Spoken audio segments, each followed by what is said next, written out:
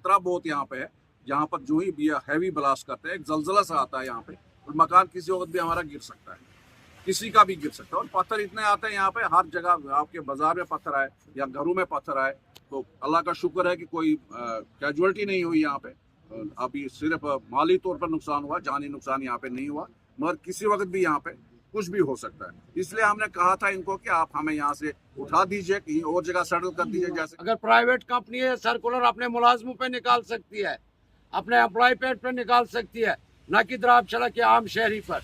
हमारे यहाँ बुजुर्ग हैं, आप नजर गुजराए 80 साल बुजुर्ग, 90 साल बुजुर्ग, जिनकी रातों की नींद हराम कर दी है। हमारे यहाँ बच्चे जहनी तौर पर खराब हो रहे हैं, छोटे छोटे बच्चे, जो ही ब्लास्ट होता है तो एकदम घरों से बाहर आ जाते हैं। आप सभी का स्वागत है। ये गिदासानी और मैं आपके साथ बिलाल से अपनी खिदमत में हाजिर। जब हम ज़िला किश्तवाड़ का दौरा करते हैं तो ज़िला किश्तवाड़ के वो प्रोजेक्ट हमें याद आते हैं जिनसे हम पूरे मुल्क के अंदर जो है बिजली का निज़ाम देखते हैं, और जिन जगहों से हमारे पूरे इस हिंदुस्तान के अंदर जो है बिजली का निज़ाम चलता है, उन्हीं प्रोजेक्टों की वजह से जो है पूरे हिंदुस्तान में बिजली उजाला कर देती है। अगर यही प्रोजेक्ट बंद हो जाएंगे तो अंधेरा हो जाएगा। लेकिन जिन लोगों के पास ज़मीन या जायदाद होती है, जो प्रोजेक्टों के नाम पर इस ज़मीन को दे देते हैं, उनके साथ नाइंसाफ़ी क्यों हो जाती है। हम आज ज़िला किश्तवाड़ के द्राबशाला इलाके में आए हैं, जहाँ पर हाल ही में एक प्रोजेक्ट जो ज़ैर तामीर है, उसके हवाले से यहाँ पर एक एहतजाजी मुजाहरे किए जा रहे हैं। जिन लोगों का कहना है कि ज़मीन हमारी अगर है तो उसके बावजूद भी हमें रोज़गुज़ार मुहैया क्यों नहीं कराया जाता है।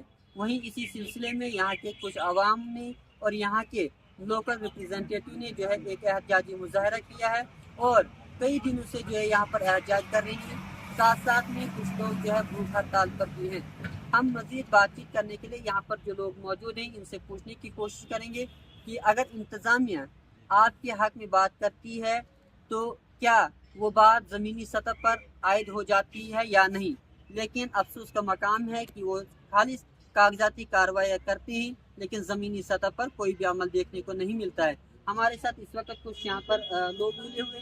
सर, फ़िलहाल आप अपने नाम से शुरुआत करें और हमें बताइए क्या क्या आपकी डिमांड है, वो हमारे इस प्रोग्राम के जरिए बताइए। बिलाल साहब, आपका बहुत बहुत शुक्रिया, आपके चैनल का भी बहुत शुक्रिया। मुझे लगता है कि आपने थोड़ा सा ज़्यादा टाइम लिया यहाँ पे आने में, फिर भी हम आपका शुक्रिया अदा करते हैं। हम 20 दिन से यहाँ पे एक आंदोलन में बैठे हुए हैं। हमारा 10वां दिन आज यहाँ पर हंगर स्ट्राइक का, चैन हंगर स्ट्राइक का है।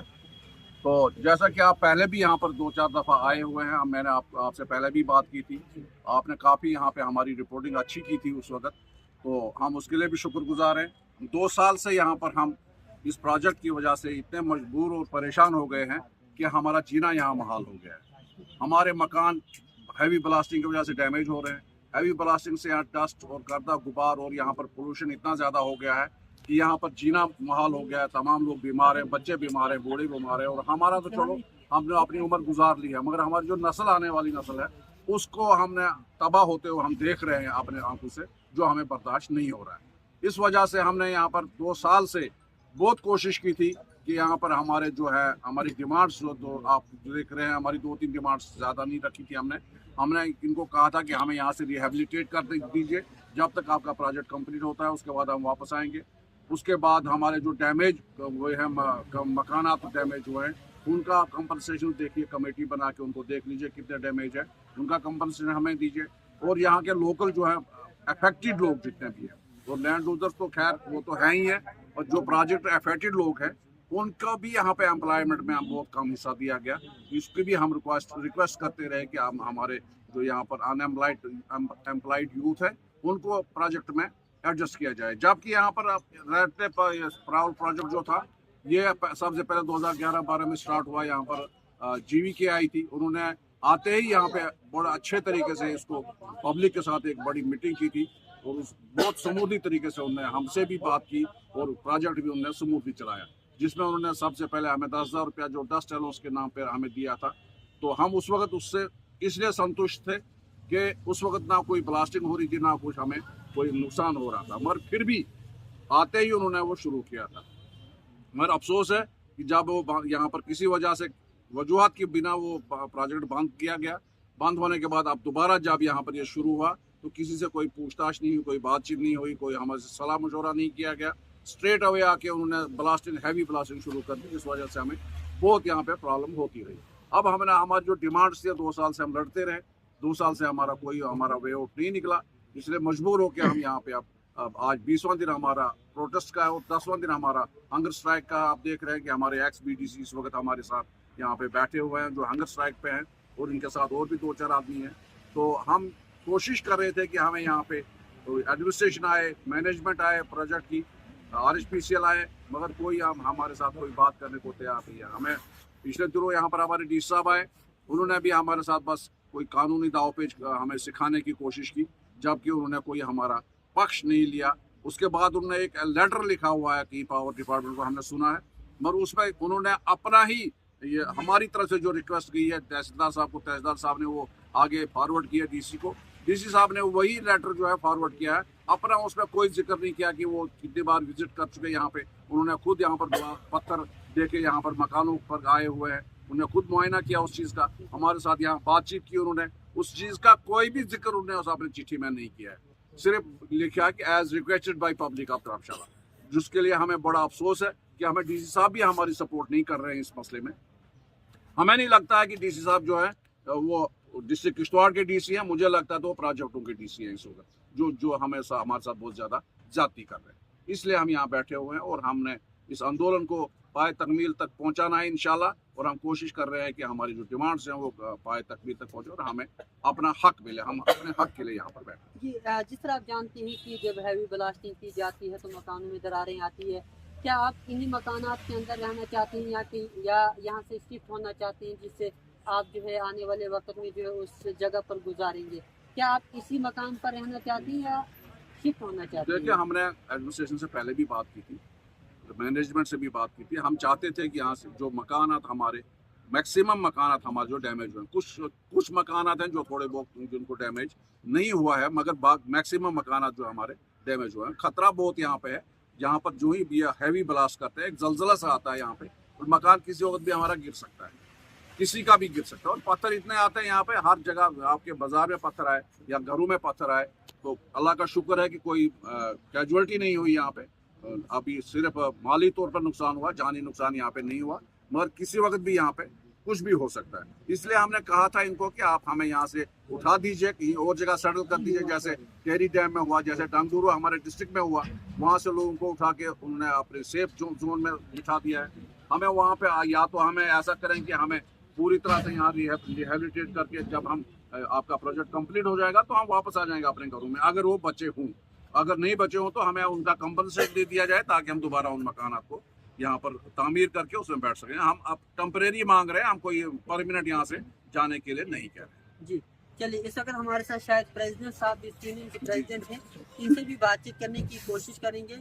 क्या जो यहाँ पर प्रोजेक्ट की यूनियन है, क्या उन्होंने इस प्रोजेक्ट के हुकाम से बात की, क्या रिस्पांस मिला, क्या कोई जवाबी कार्रवाइयाँ देखने को मिली? लेकिन जिस तरह आप जानते हैं कि जब भी कोई इलाका के लोग या बाशऊर लोग जो है वो इलाके की खुशहाली या कोई तरक्याती कामों के लिए का आवाज़ उठाते हैं, तो उन्हें काफ़ी चीज़ों से दुश्वारी का सामना करना पड़ता है। इसीलिए हमारे साथ मौजूद हैं प्रेसिडेंट इस यूनियन के। अपनी प्रेसिडेंट जो शिप संभाले हुए हैं वो अपनी यूनियन का नाम भी बताएंगे और अपना नाम भी जाहिर करेंगे, और क्या कुछ आज की इस प्रोटेस्ट के हवाले से वो भी बताएं। जी सर। शुक्रिया JK दास्तान का। आपने कहा ये यूनियन नहीं, मैं बिलाशक प्रेसिडेंट हूँ। ये हाउस होल्डेज का मसला है जो यहाँ द्राबशाला टाउन में इस टाइम लोग हैं, चाहे वो घर किसी का हो, चाहे गैर मुस्लिम का हो या मुस्लिम का हो, उन्होंने मुझसे विश्वास जता के प्रेसिडेंटी का ओहदा दिया। हम इसके लिए साथ हैं। हमारी ये डिमांड है, अभी मेरे चेयरमैन ने बता दिया। इसके साथ साथ एम्प्लॉयमेंट, जिस पे हम ज़्यादा फोकस कर रहे हैं। आप देख रहे हैं आपके सामने यंग यूथ है, स्कूलों कॉलेजों से निकल कर आए हुए हैं। आजकल ड्रग्स का माहौल है। अगर प्रोजेक्ट एरिया में इस टाइम 1400 वर्कर हैं, आप खुद भी नज़र लगाइए, हार्डली हमारे इलाके सरूर, सरथल, कोतवाड़ा और किश्तवाड़ से आपको 300 लोग मिलेंगे, जबकि 1100 लोग बैरूनी हैं। और जो बैरूनी है वो काफ़ी यहाँ पे माहौल को बिगाड़ने की कोशिश कर रहे हैं, नशा होता है उनमें। हमें खतरा है कहीं ये बाहर के लोग यहाँ ड्रग्स में हमारे लड़कों को मुब्तला न करें।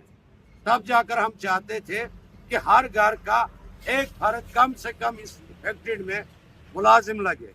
आप जानते हो पिछली दफा सर्कुलर यहाँ पे निकाला कंपनी की तरफ से, जबकि एक प्राइवेट ठेकेदार है, उन्होंने सर्कुलर निकाला कि 1 घंटा सुबह 1 घंटा शाम द्राबशाला के लोग घरों से बाहर नहीं आएंगे।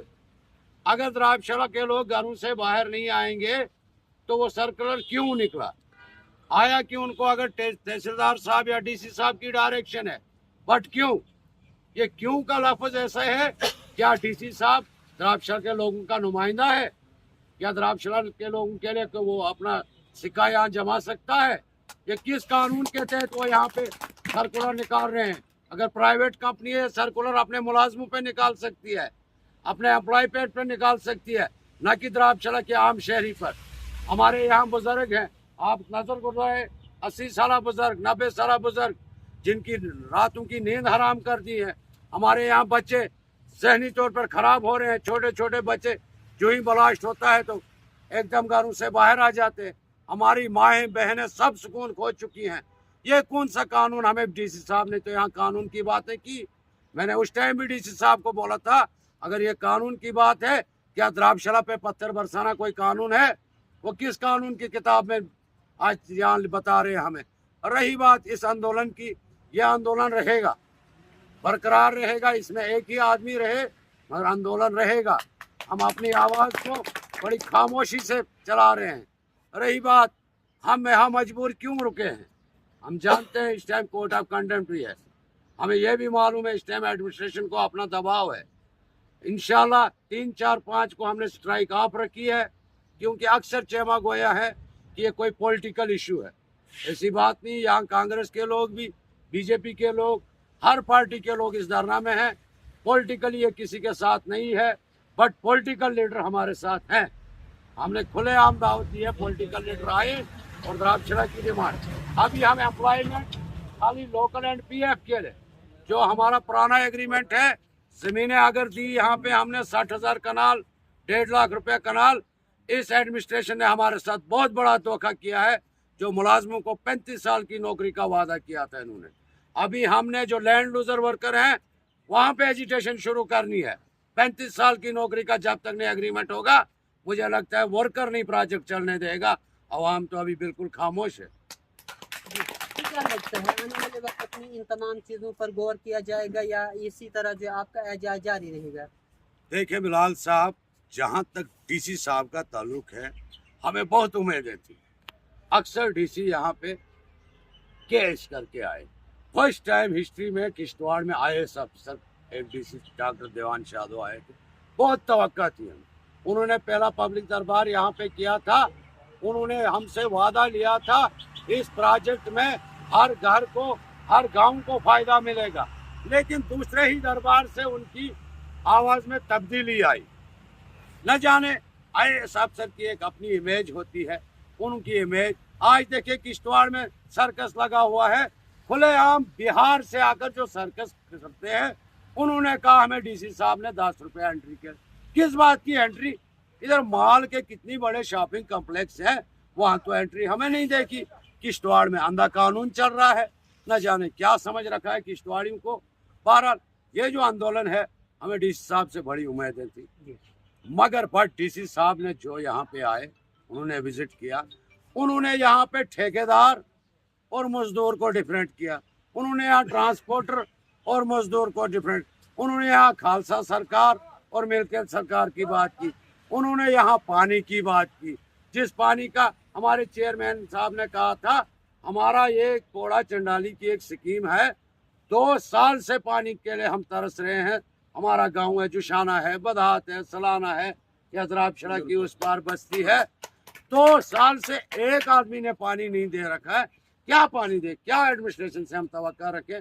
अब तो खुदा के ही जरिए कोई एडमिनिस्ट्रेशन पे कोई अल्लाह का ही कुछ खौफ हो। ताकि उनको भी खुदा न करे ऐसी हालत उनको भी होती होगी अपने घरों में। बट यहाँ पे एडमिनिस्ट्रेटिव रोल निभा रहे हैं। एडमिनिस्ट्रेटिव रोल कम से कम डीसी साहब अगर हैं वो जिला तरक्याती कमिश्नर किश्तवाड़ है, न कि जिला तरक्याती कमिश्नर प्रोजेक्ट है। वो किश्तवाड़ का डीसी है। हम लोगों की फरियादें उन्होंने सुननी है, न कि हमें वो बताएं कि एग्रीमेंट क्या है, द्राबशाला के लिए क्या एग्रीमेंट है जिस एग्रीमेंट के तहत ब्लास्टिंग कर रहे हैं। यहाँ नेशनल हाईवे इतना बड़ा हुआ, एक ब्लास्ट भी नहीं दिखने को मिला। तो इनको द्राबशाला उजाड़ने के लिए ब्लास्टिंग इशू हो रही है। 400 केजी के ब्लास्ट कर रहे हैं, दिन रात यहाँ घूम रहे हैं गुंडागर्दी की तरह। कल यूं ही हमने 1-2 घंटे प्रोजेक्ट की गाड़ियां रुकी थी, एक ही हाहाकार उठी थी नीचे कंपनी में, हमारा काम रुक गया।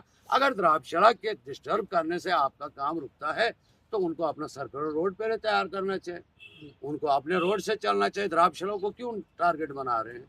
लिहाजा हमारी यही उम्मीद है, इस आंदोलन को बड़ी लाइटली से वो देख रहे हैं, ये लाइटली नहीं होगा। अभी हमारी कॉल लोकल पीएफओ के एम्प्लॉयमेंट के लिए है, आगे जाकर कहीं ये तहसील और जम्मू कश्मीर की कॉल बन के न रह जाए, उस टाइम एडमिनिस्ट्रेशन को बहुत बड़ा मुश्किल होगा इसको संभालना। हमारे साथ बातचीत करने के लिए जिस तरह आप देख रहे हैं कि जब भी ब्लास्टिंग का जोन जो है बनता है तो वहाँ पर काफ़ी दुश्वारियों का सामना करना पड़ता है। वहीं उस इलाके के लिए जीना महाल हो जाता है जहाँ पर इस तरह के दिन रात जो है धमाके सुनने को मिलते हैं। जब भी हम यहाँ पर आने की कोशिश करेंगे तो कुछ तस्वीरें जो है आपसे भी बताएंगे कि किस तरह जो है यहाँ पर शाम हो या सुबह हो या दिन हो या रात हो, किस तरह जो है यहाँ पर जीना महाल हो गया है। हम यहाँ की लोकल इंतज़ामिया और यहाँ की डिस्ट्रिक्ट एडमिनिस्ट्रेशन से गुजारिश करते हैं कि जो भी इन्होंने ग्रीवेंसेस रखी हैं उन तमाम पर बातचीत करना ज़रूरी है, ताकि जो लोकल हैं, जो यहाँ के आवाम है, उनको कई दुश्वारियों का सामना ना करना पड़े। इसलिए जब भी जो एडमिनिस्ट्रेशन बनाई जाती है, जो एडमिनिस्ट्रेशन भेजे जाती हैं, वो आवाम के लिए भेजे जाते हैं। जब आवाम होगी तो तभी जाकर वो एडमिनिस्ट्रेशन चलती है, तभी जाकर जो वो निज़ाम चलता है। इसलिए जब भी लोगों की बात सुनी जाती है उस पर गौर करना लाजमी है, और इन तमाम चीज़ों को मद्देनज़र रखते हुए इन चीज़ों पर जो है बात करना भी ज़रूरी है। हम कुछ तस्वीरें, कुछ आर्डर जो है अपनी स्क्रीन पर भी बताते रहेंगे, और क्या कुछ कहना चाहती हैं वो प्रोजेक्ट के एम्प्लॉय, प्रोजेक्ट की एडमिनिस्ट्रेशन और डिस्ट्रिक्ट एडमिनिस्ट्रेशन। इसलिए बने रहें हमारे साथ। मज़ीद अपडेट के लिए बने रहें जय के दास्तान के साथ। बिलाल।